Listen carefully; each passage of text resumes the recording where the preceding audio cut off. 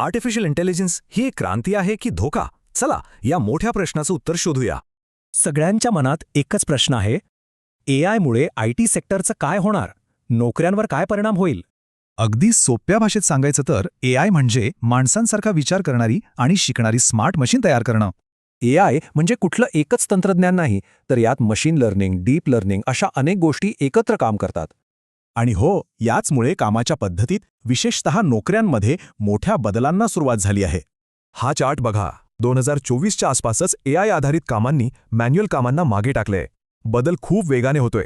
याचाच अर्थ ज्या नोकऱ्यांमध्ये तेच काम करावं लागतं, जसे की टेक सपोर्ट, त्यांना सगळ्यात जास्त धोका आहे.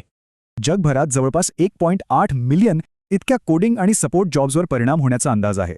पण थांबा, ही तर फक्त अर्धीच गोष्ट झाली. कारण एकीकडे नोकऱ्या जात आहेत, तर दुसरीकडे नवीन संधींचा महापूर येतोय. तब्बल 3.5 मिलियन नवीन नोकऱ्या एआयमुळे तयार होतील असा अंदाज आहे. तर चित्र असं आहे की टेक सपोर्टसारख्या भूमिका कमी होत आहेत, पण डेटा सायन्स आणि सायबर सिक्युरिटीमध्ये प्रचंड वाढ होतीये. हे बघा, प्रॉम्प्ट इंजिनियर्स, एआय ट्रेनर्स या अशा नोकऱ्या आहेत ज्या काही वर्षांपूर्वी नव्हत्याच. म्हणजे एआय फक्त आपलं काम नाही, तर काम करणाऱ्याला आणि संपूर्ण कामाच्या पद्धतीलाच बदलून टाकते.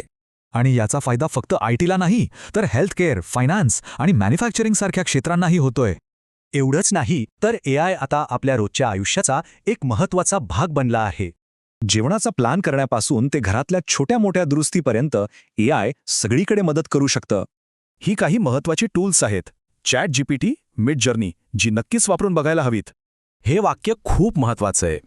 एआय लोकांना नाही, पण जे एआय वापरतात ते इतरांना नक्कीच मागे टाकतील. पण यात एक मोठं आव्हान आहे, ते म्हणजे स्किल्सची कमतरता. एआयचं शिक्षण अजून सगळीकडे पोचलेलं नाही. तर एआय क्रांती तर सुरू झाली आहे. आता प्रश्न हा आहे की आपण या बदलासाठी किती तयार आहोत.